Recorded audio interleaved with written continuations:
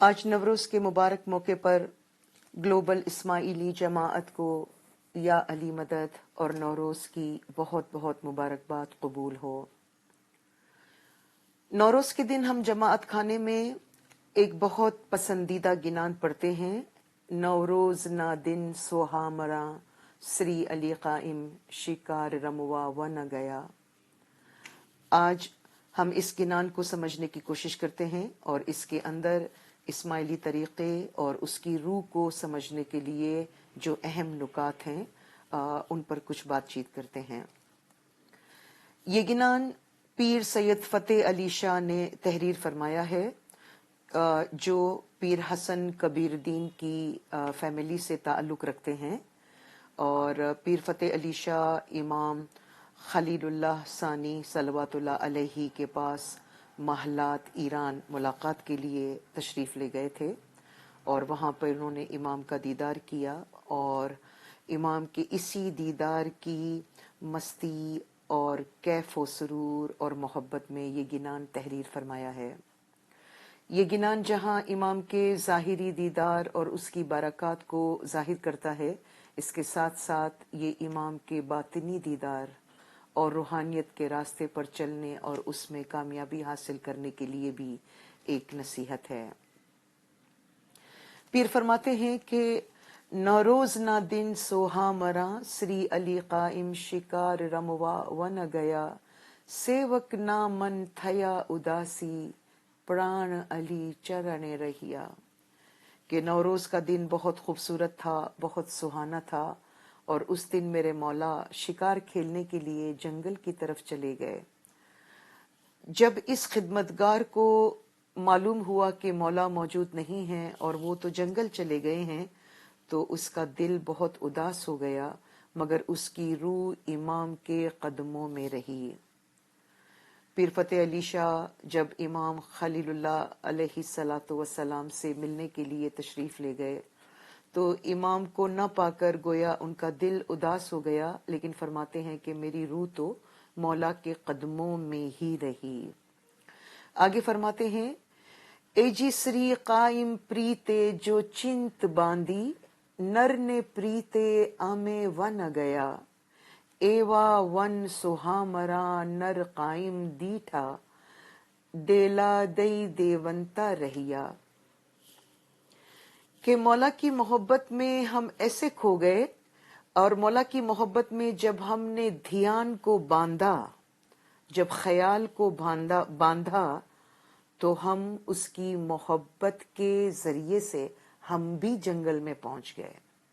یہ بڑا عجیب شعر ہے اور اس کے معنی سمجھنے کی ضرورت ہے کہ ہم نے حضرت خلیل اللہ امام، چونکہ امام کو قائم بھی کہا جاتا ہے، اے جیسری قائم پریتے جو چنت باندھی، جب ہم نے اپنے مولا کی محبت میں اپنے خیال کو باندھا، اپنے توجہ کو ایک طرف کیا، تو اس کی محبت میں ہم بھی جنگل پہنچ گئے۔ یہاں پر ظاہری جنگل کا ذکر بھی ہو سکتا ہے، ہمیں نہیں معلوم تاریخ سے کہ پیر فتح علی شاہ صاحب جنگل پہنچ گئے، لیکن اس میں ایک روحانی ترقی اور روحانی سفر کی طرف یقینی اشارہ ہے، کیونکہ پیر فرماتے ہیں کہ جب ہم نے مولا کے ساتھ دھیان باندھا، جب ہم نے مولا کے ساتھ اپنی چنت باندھی، تو دھیان اور خیال بیت الخیال میں ایک کیا جاتا ہے۔ آپ سب جانتے ہیں کہ ہمیں بیت الخیال کی جو عبادت ملی ہے، اس میں خیال کو مولا کے ساتھ باندھا جاتا ہے۔ حضرت امام سلطان محمد شاہ صلوات اللہ علیہ نے فرمایا کہ تمہارا جسم وہاں نہیں جا سکتا، مگر تمہارا خیال وہاں پہنچ سکتا ہے۔ تو مومن اپنا خیال مولا کے ساتھ جب باندھتا ہے تو وہ اپنی مولا کے محبت کے طفیل، اسی کے ذریعے وہ محبت گویا اس کو پر عطا کر دیتی ہے، اور وہ وہیں پہنچتا ہے جہاں اس کا مولا ہے۔ یعنی یہاں پر ون یعنی جنگل، اس سے عالم روحانیت بھی مراد ہو سکتی ہے کہ مولا جو ہے وہ عالم روحانیت میں رہتے ہیں، یا مولا کو ظاہری طور پر پانا ہر وقت ممکن نہیں ہے، تو خیال کو باندھنے سے، چنت کو ایک کرنے سے کوئی مولا کے پاس اس عالم بالا تک پہنچ سکتا ہے۔ پھر آگے فرماتے ہیں کہ ایوا ون سہامڑا، اس خوش منظر جنگل میں، اس انتہائی خوبصورت جنگل میں نر قائم دیٹھا، وہاں پر ہم نے اپنے مولا کو دیکھا۔ ڈیلا دئی دیونتا رہیا، اور وہ ایسا اچھا منظر تھا کہ فرشتے بھی اس سے قربان ہو رہے تھے، یا اس کا ایک اور ترجمہ بھی یہ کیا گیا ہے کہ گویا فرشتوں جیسے حسن سے پردہ اٹھایا جا رہا تھا۔ یعنی یہ مولا کے دیدار اور اس کی مٹھاس کا ذکر ہے کہ مولا کو دیکھنا ایسا تھا جیسے انتہائی فرشتگانہ حسن سے کوئی پردہ اٹھا رہا ہو، یا یہ کہ وہ اتنا خوبصورت منظر تھا کہ گویا فرشتے بھی اس سے قربان ہو رہے تھے۔ آگے پیر فرماتے ہیں، اے جی بھلو تھیو صاحب سومت عالی، سری علی قائم ساتھے رموا ام ون گیا، اننت آشا پوری اماری، شاہ دل بھاوے گمیا۔ پیر فرماتے ہیں کتنا اچھا ہوا کہ مولا نے ہمیں نیک سمجھ عطا کی۔ سومت، سومت کا مطلب ہے اچھی سمجھ، یا اس کا ایک اور اچھا ترجمہ ہے حکمت، وزڈم۔ یعنی مولا نے ہمیں حکمت عطا کی، مولا نے ہمیں بہت نیک سمجھ عطا کی۔ سری علی قائم ساتھے رموا ام ون گیا، جس کے طفیل ہم بھی گویا شکار کرنے کے لیے یا کھیلنے کے لیے مولا کے ساتھ جنگل پہنچ گئے۔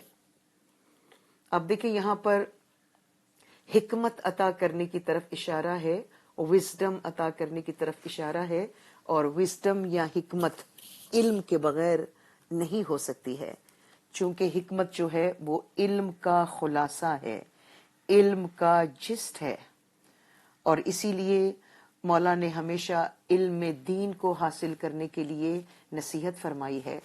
حضرت امام سلطان محمد شاہ صلوات اللہ علیہ فرماتے ہیں، اگر دین کی کتابیں پڑھ کر ان پر عمل کرو گے تو ملائک بن جاؤ گے۔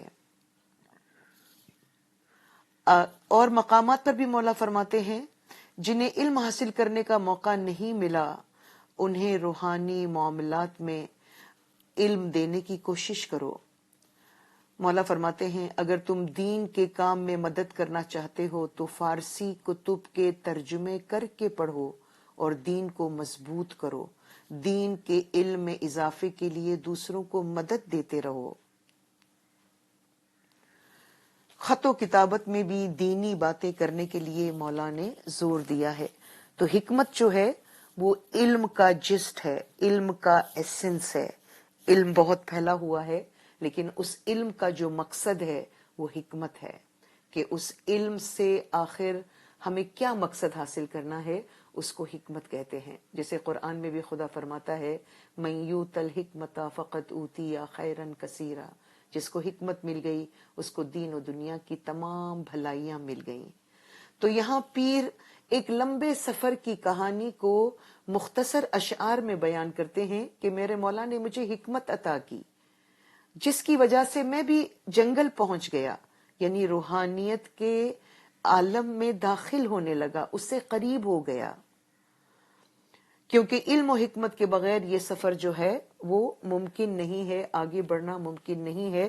جس طرح آگے کے شعر میں ہے کہ ہم نے مولا کے ساتھ اپنے خیال کو باندھا، اور جب دھیان لگ جائے تو پھر اس کو امرت مل جاتا ہے۔ جیسے پیر شمس کے ایک گنان میں ہے، جان کی سرتی لاگی بھر منڈ کے، امرت ریل جو ریلول۔ اے بھائی، جس کا دھیان اصل سے لگ جائے وہ تو امرت سے سیراب ہو جائے۔ جان کی سرتی لاگی بھر منڈ کے، نور ماہیں کھیل جو ریلول۔ اے بھائی، جس کا دھیان اصل سے لگ جائے وہ نور سے کھیلتا ہے۔ آپ دیکھیں اس گنان میں بھی کھیلنے کا ذکر ہے، اور پیر شمس فرماتے ہیں، نور ماہیں کھیل جو ریلول، جس کا دھیان اصل سے لگ جائے وہ تو نور سے کھیلے گا۔ تو اس معنی میں یہاں پیر فتح علی شاہ صرف امام کی طرف ظاہری سفر کی اور ظاہری ملاقات کی بات نہیں کرتے، بلکہ اس کے ساتھ ساتھ دھیان باندھنے سے اور علم و حکمت کو حاصل کرنے سے راہ روحانیت میں آگے چلتے ہوئے روحانیت کے عالم میں داخل ہونے کی بات بھی کرتے ہیں، اور اسی اچھی حکمت سے سمجھ سے بھی ایک دیدار ہوتا ہے۔ امام کا ظاہری دیدار بھی ایک دیدار ہے، امام کا نورانی باطنی دیدار ایک بہت اعلیٰ دیدار ہے، اور دین کی حکمتوں کو سمجھنے سے جو خوشی ہوتی ہے، جو راز معلوم ہوتے ہیں، جو علمی درجات بلند ہوتے ہیں، وہ بھی از خود ایک علمی دیدار ہے اور اس کی بہت بڑی خوشی ہے۔ اسی لیے پیر فرماتے ہیں اننت آشا پوری ہماری شاہ دل بھاوے گیا، کہ ہماری بے شمار امیدیں پوری ہو گئیں اور ہمارا دل مولا کی محبت سے لبریز ہو گیا۔ جب علم کے ذریعے مولا کے مبارک چہرے سے پردے اٹھتے ہیں اور ایک مومن کو پتہ چلتا ہے کہ اس کا مولا کتنا حسین، کتنا ہمرس، کتنا ہمگیر، کس قدر خوبیوں اور طاقتوں کے ساتھ ہے، تو اس کی محبت اور زیادہ ہوتی جاتی ہے۔ اس کے بعد پیر فرماتے ہیں اے جی ہیتے سوں علی ہی رکھ باندھیو، اوی چل رنگ صاحب سے گرہیا، ایوی چت باندھی نر قائم ساتھے، ست بنڈار موتیے بھریا۔ علی کی محبت میں مجھے بے انتہا خوشی حاصل ہوئی، اور مولا سے میں نے کبھی نہ مٹنے والا رنگ حاصل کیا۔ ہمیشہ رہنے والے مولا کے ساتھ ایسا دھیان لگا کہ گویا مجھے جواہرات حقیقت کا خزانہ حاصل ہو گیا، کہ مولا کے ساتھ میں نے اس طرح اپنا دھیان باندھا۔ آپ دیکھیں یہاں پر یہ باطنی طور پر مولا کو پانے کا ذکر ہے کہ مولا کے ساتھ میں نے اپنے دھیان کو باندھ لیا، میں نے بہت ہی فوکس کر کے جب اس کے اسم کو جھانپا، اس کو یاد کیا، تو گویا حقیقت کی موتیوں کے خزانے مجھ کو حاصل ہو گئے۔ جب کسی مومن کو مولا کے دیدار کا خزانہ، اس کی حکمتوں کا خزانہ، اس کے علم کا خزانہ حاصل ہوتا ہے تو گویا روحانی موتیوں کے خزانے ہیں۔ اسی لیے علم و حکمت کو ایک خزانہ کہا گیا ہے، قرآن کو بھی ایک خزانہ کہا گیا ہے۔ ہماری بزرگان دین نے جتنی کتابیں لکھی ہیں، گنان لکھے ہیں پیروں نے جو، وہ سب کے سب علم کا خزانہ ہیں۔ اس معنی میں جب کوئی ایک دھیان ہو کر اپنے معشوق کو یاد کرتا ہے تو گویا وہ اس کو ہزار قسم کی موتیوں کے خزانے سے مالا مال کر دیتا ہے۔ اور پھر فرماتے ہیں کہ اس کی محبت سے مجھے بہت خوشی حاصل ہوئی، اوی چل رنگ صاحب سے گرہیا، اور میں نے اس نہ مٹنے والے رنگ کو مولا سے حاصل کر دیا۔ یہ بھی ایک بڑا اچھا کانسیپٹ ہے کہ ہم نے مولا سے نہ مٹنے والے رنگ کو حاصل کر لیا، ایک ایسا رنگ پا لیا جو کبھی نہیں مٹتا ہے۔ جیسے قرآن میں سورہ بقرہ کی آیت 138 میں خدا کے رنگ کا ذکر ہے، خدا فرماتا ہے صبغۃ اللہ ومن احسن من اللہ صبغہ، خدا کا رنگ، اور خدا کے رنگ سے بہتر کس کا رنگ ہو سکتا ہے۔ ہمارے پیروں نے بھی بسائیاں ہے تپائیں رنگ لاگو رے، ہمارے پیروں نے بھی مولا کی محبت کے رنگ میں رنگنے کا ذکر کیا ہے۔ تو پیر فتح علی شاہ یہاں فرماتے ہیں کہ میں نے مولا سے کبھی نہ مٹنے والا رنگ حاصل کیا ہے۔ دنیا کا کتنا اچھے سے اچھا رنگ ہو، کبھی نہ مٹنے والا رنگ روح کا رنگ، علم کا رنگ ہو سکتا ہے، اور یہ نور کا رنگ ہو سکتا ہے۔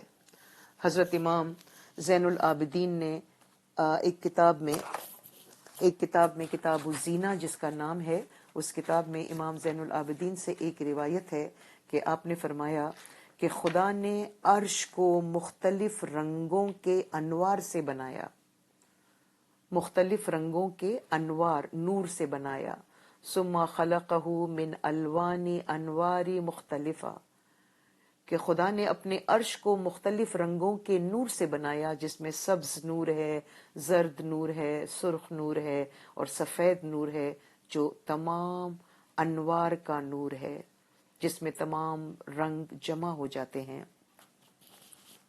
مولا کے اس فرمان کی اور بھی بہت ساری حکمتیں ہو سکتی ہیں، لیکن یہاں ہمیں پتہ چلا کہ رنگ میں رنگنے سے مراد نور کا رنگ ہے. مولا کے نور کے رنگ سے اچھا کس کا رنگ ہو سکتا ہے؟ اور جب خدا قرآن میں کہتا ہے صبغۃ اللہ ومن احسن من اللہ صبغہ، اور خدا سے بہتر کس کا رنگ ہو سکتا ہے؟ تو پیر بھی جو رنگ لاگو کہتے ہیں، مولا کے رنگ میں رنگنے کی ایک خواہش جو ان کی ہے، تو یہ بھی مولا کے نور میں رنگنے کی خواہش ہے کہ وہ مولا کے نور میں رنگ کر نورانی ہو جائیں اور اسی رنگ میں نظر آئیں. اس کے بعد پیر فرماتے ہیں اے جی امے صاحب ساتھے سہل کیدا ردھ سدھ پامیاں ایک من گنان جے سانبھرے آجیو تینا او دھریا. ہم نے اپنے مولا کے ساتھ سیر کی تو دین و دنیا کی ساری بھلائیاں پالیں. جو بھی ایک دھیان ہو کر گنان سنے گا تو اس کی روح کو نجات حاصل ہوگی. ہم نے اپنے مولا کے ساتھ سیر کی. یقیناً مولا کے ساتھ ظاہری سیر کرنے کا موقع بہت کم خوش نصیب مومنین کو مل سکتا ہے، لیکن اس کا یہ مطلب نہیں ہے کہ باقی مومنین محروم رہیں گے. مولا کا ایک دروازہ باطنی ہے، مولا کی دوستی کا ایک راستہ باطنی ہے جو ہمہ وقت کھلا رہتا ہے، اور اس دروازے سے جو مولا کے پاس داخل ہو جاتا ہے تو مولا بھی اس کے ساتھ اس کو دین و دنیا کی ساری بھلائیاں بھی دیتے ہیں اور گویا اس کے ساتھ روحانی اور نورانی سیر بھی کرتے ہیں. مولا کی باطنی تجلیات کو دیکھنے کا موقع ملتا ہے، مولا کی باطنی جلووں کو دیکھنے کا موقع ملتا ہے. جیسے حضرت امام سلطان محمد شاہ فداہ ارواحنا کا ایک اشارہ ہے کہ مولا نے فرمایا کہ ہمارے بہت سے مومنین کی روحانی مہمانی کو بھی ہم قبول فرماتے ہیں.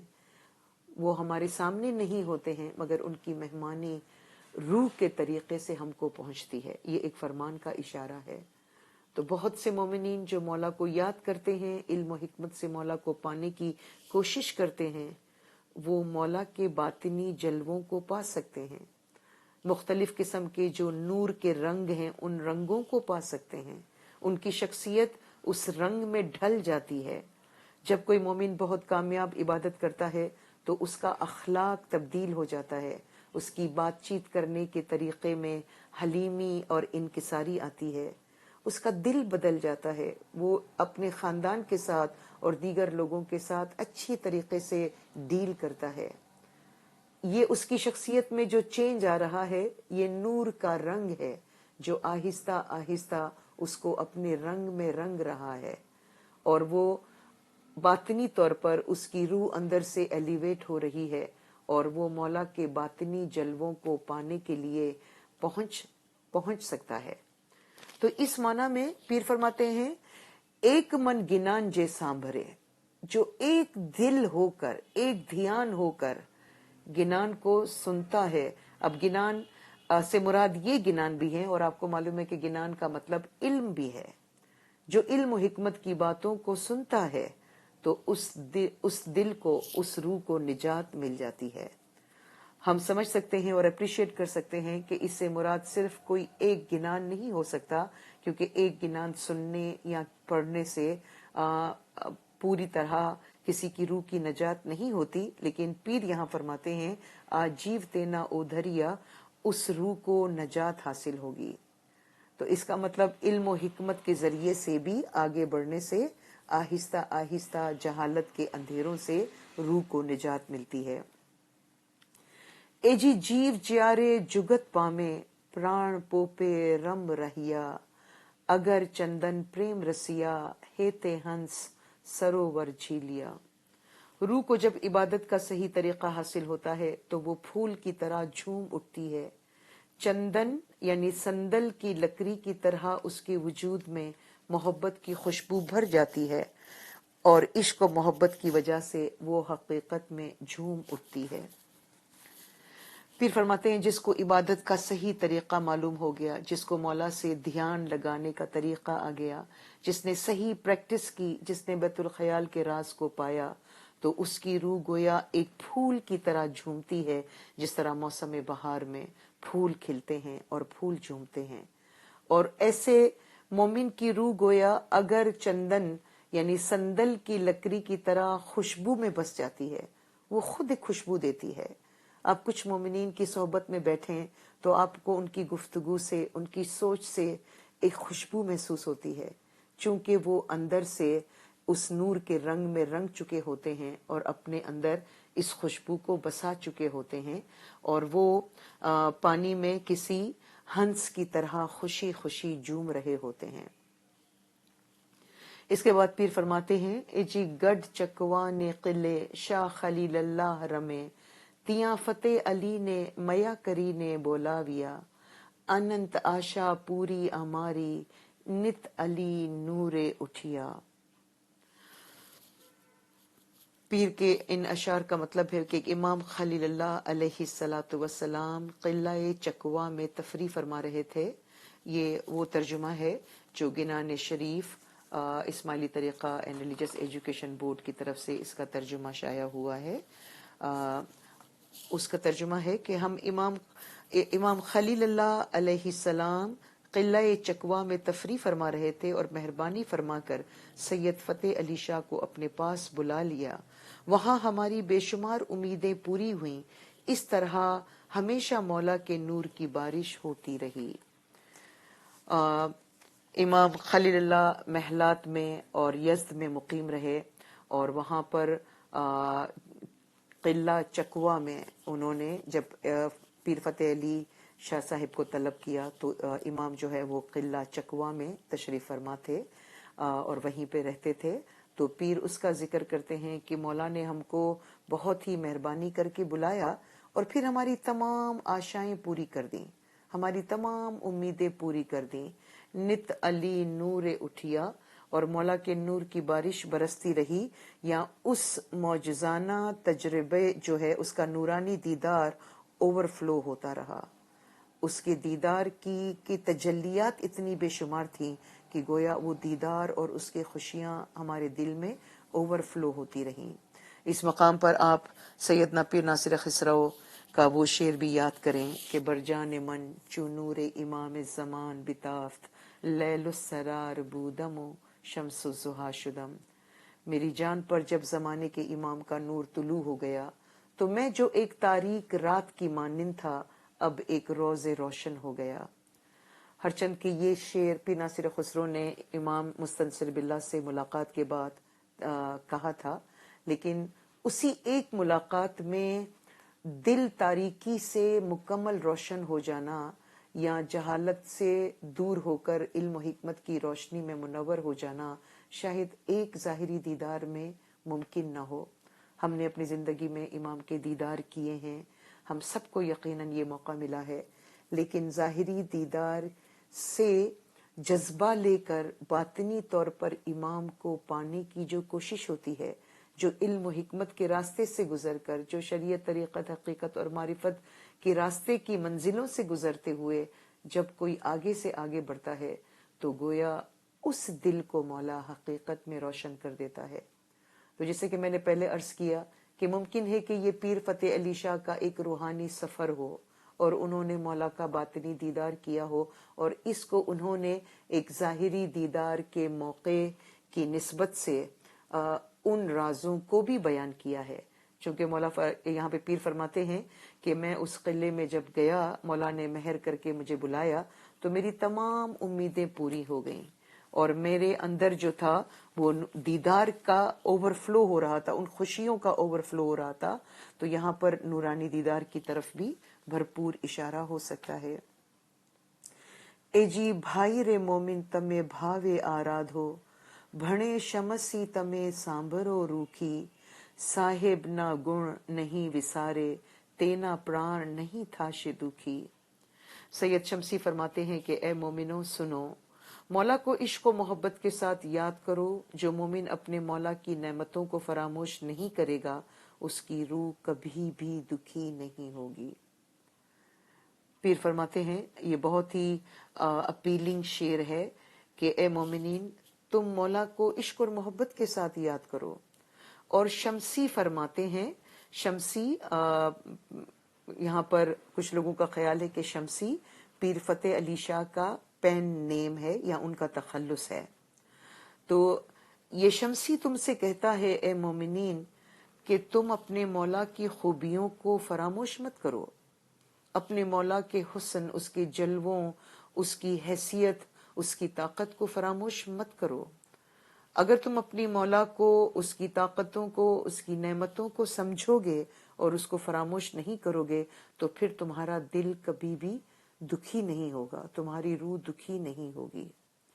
جیسے ہم ناد علین مظہر العجائب تجدہ اونا لکا فی النوائب کلو ہم وغم سینجلی بی ولایتک یا علی یا علی یا علی، کہ علی کو پکار جو عجائب اور غرائب کا مظہر ہے۔ ناد علی مظہر العجائب تجدہ اونا لکا فی النوائب، تم اپنے ہر مشکل وقت میں اس کو حاضر پاؤ گے۔ کلو ہم وغم سینجلی، تیرے سارے انگزائٹی، تیرا سارا ڈپریشن دور ہو جائے گا۔ بی ولایتک یا علی یا علی، علی کی ولایت کی حرمت سے تیرے سارے ہم اور تیرے سارے غم ختم ہو جائیں گے۔ تو ماضی کی مایوس کن باتوں سے بھی آزاد ہو جائے گا اور مستقبل کے اضطراب اور انگزائٹی سے بھی آزاد ہو جائے گا، تیرے دل میں ایک سکون آ جائے گا۔ تو پیر سید فتح علی شاہ نے نوروز کے دن کو امام سے ملاقات کے لیے تشریف لے گئے، اور جب ان کو پتا چلا کہ امام جنگل میں ہیں تو کچھ دیر کے لیے ان کا دل اداس ہوا، لیکن وہ ایک پیر کا مرتبہ رکھتے ہیں، لہٰذا اس دوری سے بھی انہوں نے ایک کیسا حکمت والا نقطہ پیدا کیا کہ جب ہم نے دھیان لگایا، جب ہم نے چنت لگائی مولا کے ساتھ، تو ہم بھی وہیں پہنچ گئے جہاں پر مولا ہے۔ اس کا مطلب یہ ہے کہ مومنین کو وہ آگاہ کر رہے ہیں کہ مولا سے ظاہری طور پر ہمیشہ ملاقات شاید ہر مومن کے لیے ممکن نہیں ہے، تو مولا سے باطنی ملاقات کا راستہ اس کے ساتھ دھیان لگانا، دھیان باندھنا ہے، جس کی وجہ سے کوئی اپنے مولا کے باطنی حضور میں پہنچ سکتا ہے اور مولا کے دیدار کی ایسی خوشی، ایسا سرور، ایسا کیف حاصل کر سکتا ہے کہ اس کے اندر کے تمام غم، اس کی تمام مشکلات جو ہیں وہ ختم ہو سکتی ہیں۔ تو یہ ظاہری دیدار کے لیے بھی درست ہے، لیکن چونکہ ظاہری دیدار زندگی میں بہت کم موقعوں پر ہم کو نصیب ہوتا ہے، اس کا مطلب یہ ہے کہ پیر جو گنان فرماتے ہیں اور اس میں جن خوشیوں کا ذکر ہے، ان خوشیوں کو پانے کے لیے ہمیں صرف ظاہری دیدار کا انتظار نہیں کرنا ہے، بلکہ امام کے باطنی دیدار، امام کے باطنی دربار تک پہنچنے کے لیے کوشش کرنی ہے۔ اور پیر نے یہ گنان اپنے ایک خاص وقت میں لکھا، اور اگر یہ صرف اس کے ظاہری معنی ہوتے کہ پیر جنگل پہنچ گئے جہاں امام شکار کھیلنے گئے تھے، تو آج ہر مومن کے لیے تو یہ ممکن نہیں ہے کہ وہ اسی مقام پر پہنچ جائے جہاں امام موجود ہیں۔ اور چونکہ گنان ہر دور میں مومنین کے لیے لکھے گئے ہیں، لہٰذا یہ ان کے احوال کی ترجمانی بھی کرتے ہیں۔ ہر گنان میں مومن کے لیے بھی سبق ہے، اس کے لیے ایک ریلیشن ہے، تاکہ وہ ان گنانوں سے اپنے آپ کو ریلیٹ کر سکے اور اس کے مقصد کو پا سکے۔ تو یہاں جنگل جانے سے مراد عالم روحانیت میں ہونا مراد ہو سکتا ہے، اور ایک مومن اپنے دھیان سے، اپنی چنت سے، اپنی توجہ سے، بیت الخیال میں کامیابی سے، عبادت کے کامیاب طریقے سے اور علم و حکمت کے حاصل کرنے سے مولا کی نزدیکی اور اس کے نورانی حسن کے جلووں کو پا سکتا ہے، اور اس کے رنگ میں رنگنے کے لیے اس کو بھرپور موقع ملتا ہے۔ اگر یہ تمام چیزیں کلی طور پر اور آخری معنی میں نہ ہو جائیں، تب بھی ہر روز تھوڑا تھوڑا مولا کا رنگ ہم اپناتے جائیں، اس کی خوبیوں پر غور و فکر کریں، اس کو سمجھنے کے لیے، اس کی ہستی کی ڈیپتھ کو سمجھنے کے لیے علم و حکمت سے سہارا لیں، تو ہم آہستہ آہستہ مولا کے رنگ میں رنگتے چلے جائیں گے۔ اور نوروز کے دن کے کانٹیکسٹ میں اس گنان کی خاص اہمیت کیا ہے؟ نوروز ایرانیوں کے نزدیک سال کا پہلا دن ہے، اور یہ قدرتی سال کا پہلا دن قرار دیا جاتا ہے۔ ایک تو دینی اعتبار سے بھی اس کی اہمیت ہے، اسلام میں بھی روایات ہیں کہ جس دن خدا نے روحوں سے وعدہ لیا تھا الست میں کہ کیا میں تمہارا رب نہیں ہوں، الست بربکم، کہتے ہیں وہ روز نوروز کا تھا۔ جس دن حضرت ابراہیم نے بت توڑے تھے وہ دن نوروز کا تھا۔ جس دن مولا مرتضی علی کی ولایت کا اعلان غدیر خم میں ہوا وہ دن نوروز کا تھا. جس دن حضرت موسیٰ نے جادوگروں کو شکست دی وہ دن نوروز کا تھا. تو نوروز کی ایک دینی اہمیت دینی تاریخی واقعات کے ساتھ بھی مربوط ہے. اور اگر آپ ویسے بھی دیکھیں تو یہ کائنات خدا کی ایک نشانی ہے. اس کائنات میں خدا نے جو کچھ پیدا کیا ہے اور اس پر جو احوال گزرتے ہیں وہ کسی نہ کسی روحانی حالت کی ترجمانی کرتے ہیں. جیسے ایک حدیث میں ہے کہ ان اللہ اسس دینہ علی امثال خلقہ لیستدل بخلقہ علی دینہ، کہ بے شک خدا نے اپنے دین کی مثال اپنی خلقت پہ رکھی ہے تاکہ اس کی خلقت سے اس کے دین کی مثال لی جائے. یعنی جو کچھ اس نے دنیا میں تخلیق کیا ہے اس سے دین کا کوئی راز سمجھانا مقصود ہے، دین کا کوئی پیغام دینا مقصود ہے. تو اگر دنیا میں موسم بدلتے ہیں اور بہار کا موسم ہے تو اس بہار کے موسم میں بھی مومنین کے لیے کوئی اشارہ ہے. اس میں نرم ہوائیں چلتی ہیں، پھول کھلتے ہیں، سبزہ اگتا ہے، آنکھوں کو خوش کرنے والا منظر سامنے آتا ہے، پرندے چہچہاتے ہیں. اور یہ قدرتی سال کا پہلا دن ہے. یہ مومنین کے لیے پیغام ہے کہ تم جب مولا سے چنت باندھو گے، جب مولا کی طرف سفر کرو گے، راہ روحانیت پر آگے سے آگے بڑھو گے تو تمہارے اندر بھی دینی بہار کا آغاز ہوگا. تمہارے دل میں مولا کی محبت کے پھول مسکرائیں گے، اس کی محبت کے پرندے چہچہائیں گے، اس کی محبت اور لطف و مہربانی کی نرم ہوائیں تم کو محسوس ہوں گی. کیونکہ امام کے ظاہری دیدار سے بھی ہم یہ تجربہ کرتے ہیں کہ ہم پر کتنا اچھا اثر پڑتا ہے. تو جب یہ دیدار باطنی اور نورانی ہو، جب ہم صبح اٹھتے ہیں عبادت کرتے ہیں، اس کی جو خوشیاں محسوس ہوتی ہیں وہ گویا روحانی بہار کا آغاز ہے. اور مومن کے لیے ایک پیغام ہے کہ سورج ہمیشہ اپنی جگہ پر اسی طرح موجود رہتا ہے. سورج جو ہے وہ گرمی سردی خزاں بہار پیدا نہیں کرتا ہے. کوئی سورج کے قریب جا کر جائے تو سورج اسی طرح موجود ہے. زمین کی گردش کی وجہ سے اس پر مختلف احوال پیدا ہو جاتے ہیں. اسی طرح امام کا نور ہر مومن کے دل پر بے دریغ برستا رہتا ہے. اس کے نور کی بارش بلا کسی لحاظ کے ہم سب پر ہوتی ہے. لیکن جو مومن اپنے دل کی زمین کا رخ ایک مخصوص اینگل سے مولا کی رحمتوں کے سامنے رکھتا ہے اس پر موسم بہار آ جاتا ہے. کائنات میں موسم بہار سال میں صرف ایک مرتبہ آ سکتا ہے.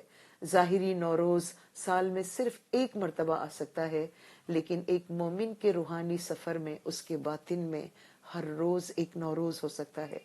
اگر ہر روز امام کے عشق و محبت میں اضافہ ہو، ہر روز اس کے دل میں امام کی محبت کی گدگدی جاری رہے، امام سے قریب ہونے کے احساس سے اس کی دل و جان میں ایک مسرت اور ایک اعتماد پیدا ہو، تو گویا یہ اس کے لیے ہر روز ایک نوروز کی مثال ہے.